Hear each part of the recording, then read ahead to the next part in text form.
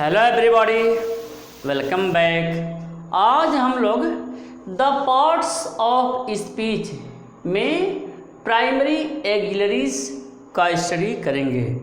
तो primary auxiliaries क्या होता है, इससे पहले मैं आपको बताना चाहता हूँ कि एक्सिलरी वर्ब क्या होता है। एक्सिलरी वर्ब क्या होता है यह पहले आप समझिए।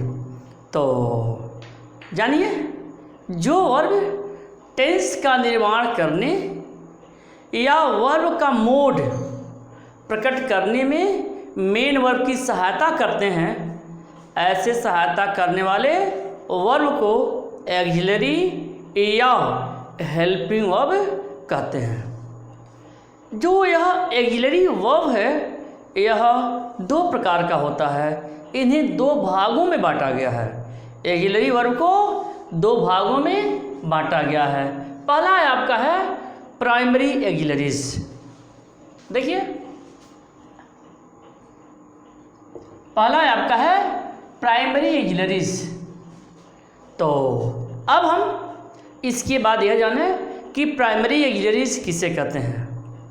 तो जानिए, यह वर्ब टेंस, क्वेश्चन, नेगेटिव या पैसिव वॉइस बनाने में मेन वर्ब की सहायता करते हैं। यानी प्राइमरी एक्सिलरी वे वर्ब होते हैं जो verb tense, question, negative, passive voice बनाने में मेन वर्ब की सहायता करते हैं, और इसीलिए इसे हम प्राइमरी एक्सिलरी कहते हैं। और जो प्राइमरी एक्सिलरीज हैं वह मुख्य रूप से तीन हैं। देखिए, जो प्राइमरी एक्सिलरी हैं मुख्य रूप से तीन हैं। पहला क्या है, देखिए, पहला है verb to be. Verb to be, verb to be आप जानते ही हैं। Verb to be means is, are, am, was, were, been. Is, are, am, was, were, been. यह आपके जो है वर्ब टू बी हैं। ये आपके जो है वर्ब टू बी हैं। चलिए दूसरा मैं बताता हूँ। वर्ब टू बी में दूसरा क्या है, जैसे हैज, हैव, हैड। नेक्स्ट आपका वर्ब हैव।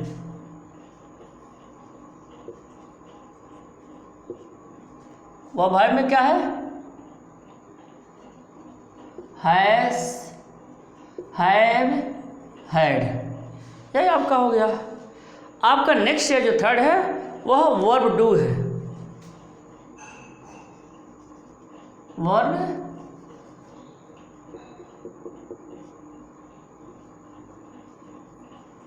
डू है।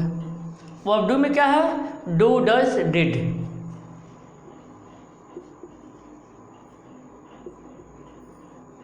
बस ये आपके जो है प्राइमरी एक्सिलरीज मुख्य रूप से हैं। तो यह बात आपको समझ में आ गई कि प्राइमरी एक्सिलरीज क्या होता है, प्राइमरी एक्सिलरीज कौन कौन से होते हैं। जैसा कि मैंने बताया कि जो प्राइमरी एक्सिलरीज होता है इससे किसी टेंस, क्वेश्चन, नेगेटिव, वॉइस आदि को बनाने में सहायता मिलती है। और जो प्राइमरी एक्सिलरी है यह तीन रूपों में पाई जाती है, आपने देख लिया। इसकी कुछ और भी विशेषता है। विशेषता क्या है कि जो प्राइमरी एक्सिलरीज है, जो प्राइमरी एक्सिलरीज है वह सब्जेक्ट के नंबर तथा टेंस के अनुसार बदलते रहते हैं। क्लियर? फिर सुनिए कि जो प्राइमरी एक्सिलरीज हैं सब्जेक्ट के नंबर तथा टेंस के रूप में या टेंस के रूप के अनुसार बदलते रहते हैं। जैसे देखिए, he is reading.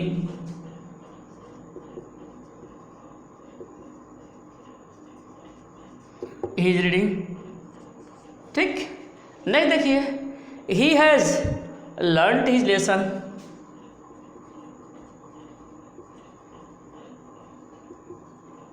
learnt his lesson.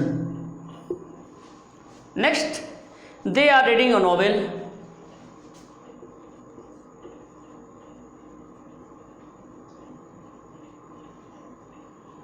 Reading a novel. चलिए एक और देखते हैं. We do not die fast.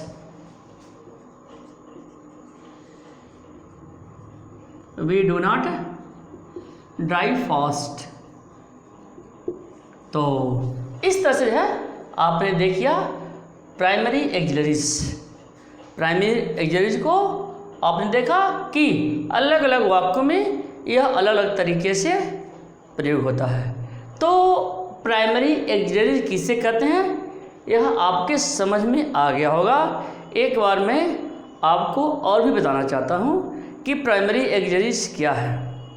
तो देखिए यह वर्ब टेंस, क्वेश्चंस, नेगेटिव या पैसिव वॉइस बनाने में मेन वर्ब की सहायता करते हैं.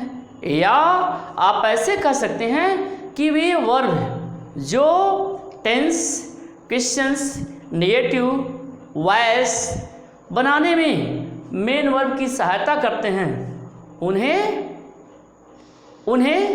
प्राइमरी एक्सिलरी कहा जाता है. और जो प्राइमरी एक्सिलरीज हैं ये 3 रूपों में होते हैं. वर्ब टू बी देखा, वर्ब हैव देखा आपने, वर्ब डू देखा, एग्जाम्पल देखा. तो इस तरह से आपको प्राइमरी एक्सिलरीज समझ में आ गया होगा. चलिए अब मैं बताता हूँ इसका number 2 model auxiliaries. Model auxiliaries देखते हैं.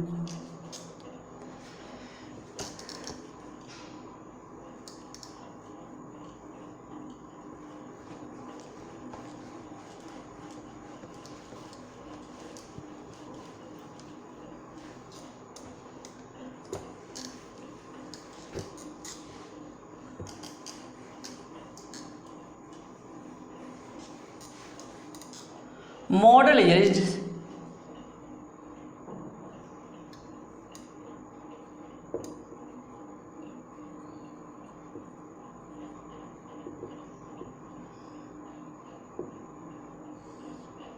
देखिए मॉडल एक्सिलरीज क्या होता है. प्राइमरी तो आपने समझ लिया. तो मॉडल एक्सिलरीज क्या होता है जानिए कि मॉडल शब्द प्रवृत्ति, व्यवहार या मनःस्थिति, मनःस्थिति मीन्स मूड से संबंधित है. जो मॉडल एक्सिलरीज है वह व्यक्ति के प्रवृत्ति, व्यवहार या मनःस्थिति से संबंधित है. और इस आधार पर हम कह सकते हैं कि वह शब्द जो मनोभावों को व्यक्त करे मॉडल कहलाता है. देखिए वह शब्द जो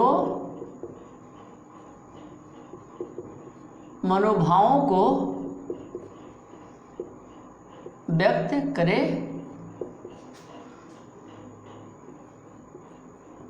मॉडल एक्सिलरी. मॉडल एक्सिलरी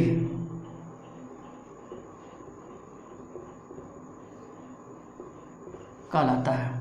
वह शब्द जो मनोभावों को व्यक्त करे मॉडल एक्सिलरी कहलाता है. क्लियर. तो मॉडल एक्सिलरी किसे कहते हैं यह आपके समझ में आ गया होगा. या दूसरे शब्दों में कह सकते हैं. दूसरे शब्दों में क्या, दूसरे शब्दों में जैसे मॉडल एक्सिलरीज वे क्रियाएं हैं जो विभिन्न मनोभावों, योग्यता, बाध्यता, प्रार्थना, क्षमता, इच्छा, सुझाव, धमकी, प्रतिबंध, संभावना आदि को व्यक्त करती है. क्लियर. तो दूसरे शब्दों में आप कह सकते हैं कि मॉडल एक्सिलरीज वे सहायक क्रियाएं हैं जो विभिन्न मनोभाव, योग्यता, बाध्यता, प्रार्थना, क्षमता, इच्छा, सुझाव, धमकी, प्रतिबंध, संभावना आदि को व्यक्त करती है. चलिए कुछ हमें एग्जाम्पल देके बताता हूँ. जैसे आई कैन टीच यू, मैं तुम्हें पढ़ा सकता हूँ। यह क्या है? यह जो कैन है यह योग्यता शो कर रहा है। मैं तुम्हें पढ़ा सकता हूँ, यह जो है योग्यता शो कर रहा है। दूसरा देखते हैं, मे यू लिव लॉन्ग। देखिए मे यू लिव लॉन्ग, यह क्या है? यह इच्छा व्यक्त किया जा रहा है। इसके माध्यम से कोई व्यक्ति इच्छा व्यक्त कर रहा है कि मे यू लिव लॉन्ग, तुम्हारी उम्र बहुत लंबी हो, ज़्यादा दिनों तक जियो। तो इस तरह से जो है यह मॉडल एक्सिलरीज के अंतर्गत आते हैं। चलिए मैं आपको आगे बताता हूँ।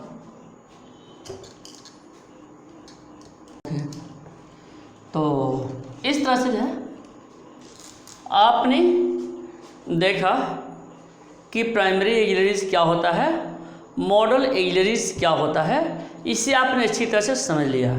चलिए मैं प्राइमरी एक्सिलरीज का उपयोग बताता हूँ। इसका प्रयोग कहाँ कहाँ होता है, किस स्थिति में होता है। प्राइमरी एक्सिलरीज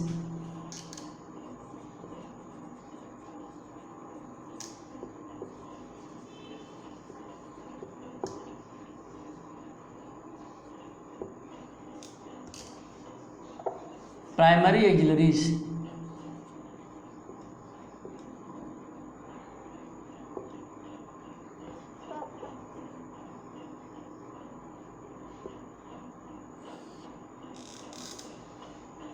प्राइमरी एक्सिलरीज देखिए, प्राइमरी एक्सिलरीज क्या है? जैसे वो बी इज आर एम के बारे में बताता हूँ। Verb be is are am, verb be is are am के बारे में बताता हूँ। देखिए इसका प्रयोग कॉन्टिन्यूअस टेंस तथा पैसिव वॉइस में किया जाता है। देखिए verb be is are am का प्रयोग कॉन्टिन्यूअस, किसी भी कॉन्टिन्यूअस टेंस में या पैसिव वॉइस बनाने में किया जाता है। ठीक है, जैसे Sheela is reading a book,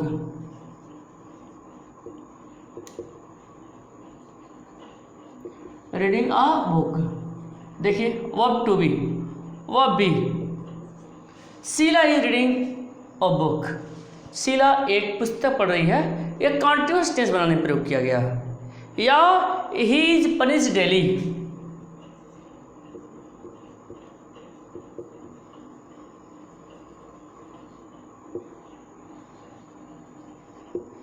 he is punished daily। next they are playing a match,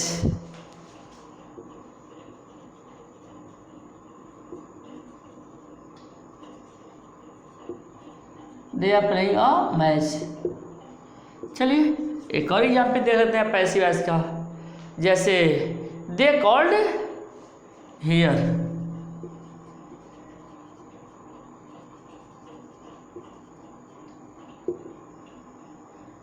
they are called here, they are called, कुछ भी नहीं है, by him। चलिए तो इस तरह से देखा आपने कि जो वर्ब बी होता है वह कॉन्टिन्यूअस बनाने में और पैसिव वॉइस बनाने में प्रयोग होता है। देखिए यहाँ पर कॉन्टिन्यूअस हुआ, पैसिव हुआ, कॉन्टिन्यूअस हुआ, पैसिव हुआ, तो यह प्रयोग होता है। इसके साथ साथ मैं आपको ये बताना चाहता हूँ कि मुख्य क्रिया की पुनरावृत्ति से बचने के लिए हम डू का प्रयोग करते हैं। मुख्य क्रिया के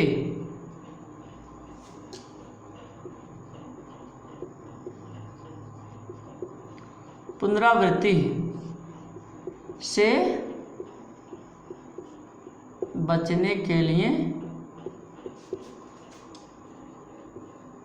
डू का प्रयोग होता है।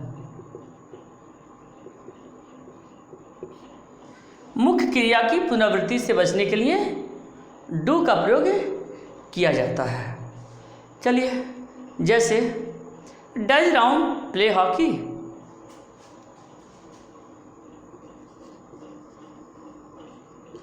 Does Ram play hockey?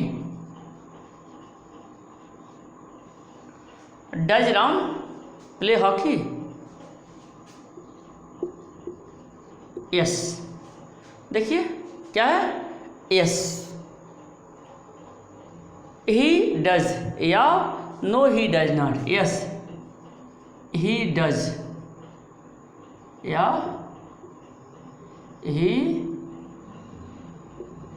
He doesn't, बन गया। Does Ram play hockey? Yes, he does या he doesn't? He, yes, he does या नो ही डजंट। तो देखा आपने, यानी वर्ब की पुनरावृत्ति से बचने के लिए, वर्ब के रेपिटेशन से बचने के लिए हम डू का प्रयोग करते हैं। Does Ram play hockey? Yes, he does. हाँ, वह खेलता है, मतलब यस ही डज मतलब वह हॉकी खेलता है। नो ही डजंट, नहीं वो हॉकी नहीं खेलता है, मतलब no he doesn't play hockey. यह वर्ब हमको रिपीट नहीं करना पड़ा, यानी डू से ही मेरा काम चल गया। चलिए कुछ और एग्जाम्पल मैं देता हूँ आपको। कुछ और एग्जाम्पल देखिए। He likes singing but I don't.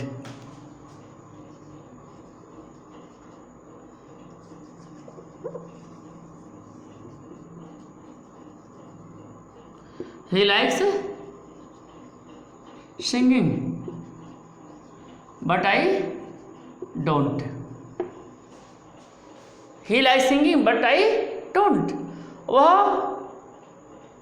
गाना पसंद करता है, but I don't, मतलब I don't like singing। यानी यहाँ हमने वर्ब को रिपीटेशन से बचने के लिए सिर्फ डू के प्रयोग से ही सेंटेंस को समझ लिया। या he works hard,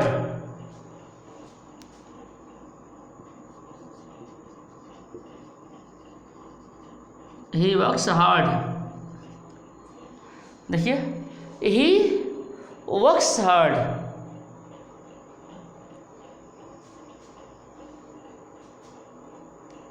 doesn't he? He works hard, doesn't he?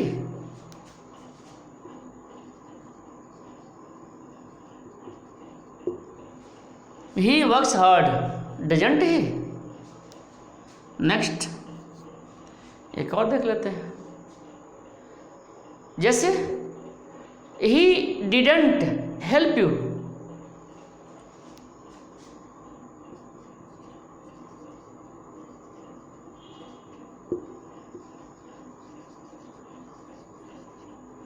he didn't help you, he didn't help you, did he?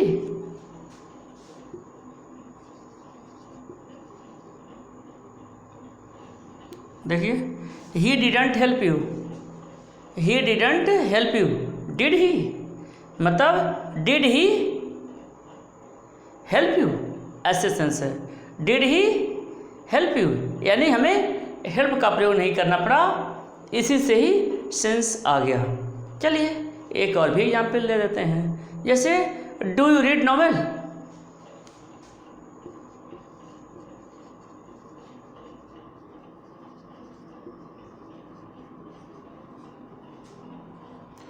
Do you read novel, क्या तुम उपन्यास पढ़ते हो? तो क्या जवाब आया?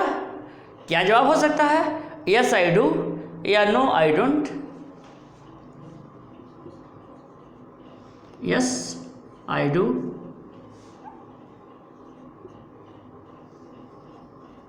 नो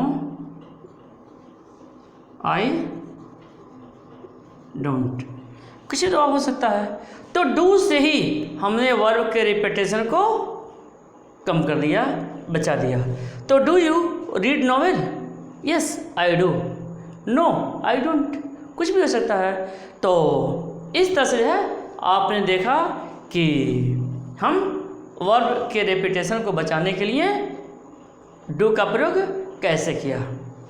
आगे मैं आपको यह भी बताना चाहता हूँ कि प्राइमरी ऑक्सिलरी जब यह वर्ब के साथ प्रयोग होकर के उसकी सहायता करता है, यानी जो प्राइमरी ऑक्सिलरीज है जब वह वर्ब की सहायता करता है तो वह ऑक्सिलरी वर्ब या हेल्पिंग वर्ब होता है, और जब वाक्य में अकेले ही प्रयोग होता है तब यह मेन वर्ब होता है। फिर से सुनिए मैंने क्या कहा। मैंने यह कहा कि यदि प्राइमरी ऑक्सिलरी किसी वाक्य में मेन वर्ब की यदि सहायता करता है तब उसे हम ऑक्सिलरी वर्ब या हेल्पिंग वर्ब कहेंगे, और जब यह वाक्य में अकेले प्रयोग हो तब उसे हम मेन वर्ब कहेंगे। तो चलिए जैसे एग्जाम्पल के माध्यम से मैं आपको समझाता हूँ।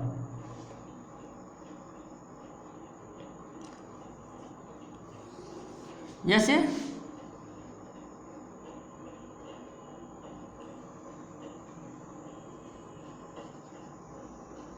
प्राइमरी ऑक्सिलरी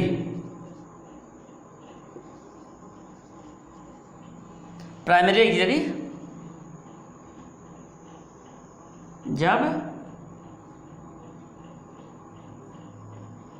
मेन वर्ब की सहायता के लिए प्रयोग हो तो वह क्या होता है, वह ऑक्सिलरी वर्ब होता है, ऑक्सिलरी या हेल्पिंग वर्ब कहलाता है। ठीक, जब वाक्य में अकेले प्रयोग हो तब यह क्या होता है, तब यह मेन वर्ब कहलाता है, मेन वर्ब कहलाता है। तो आपने समझ लिया, मैंने बताया कि प्राइमरी ऑक्सिलरी जब मेन वर्ब की सहायता करता है तो इसे हम ऑक्सिलरी वर्ब या हेल्पिंग वर्ब कहेंगे, और जब यह वाक्य में अकेले प्रयोग होता है तब हम इसे मेन वर्ब कहेंगे। चलिए एग्जाम्पल के माध्यम से मैं बताता हूँ। जैसे Ramesh is playing,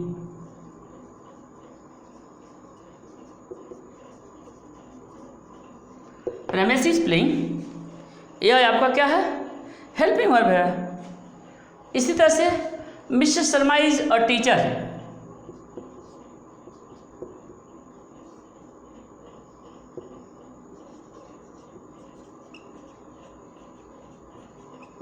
is a teacher.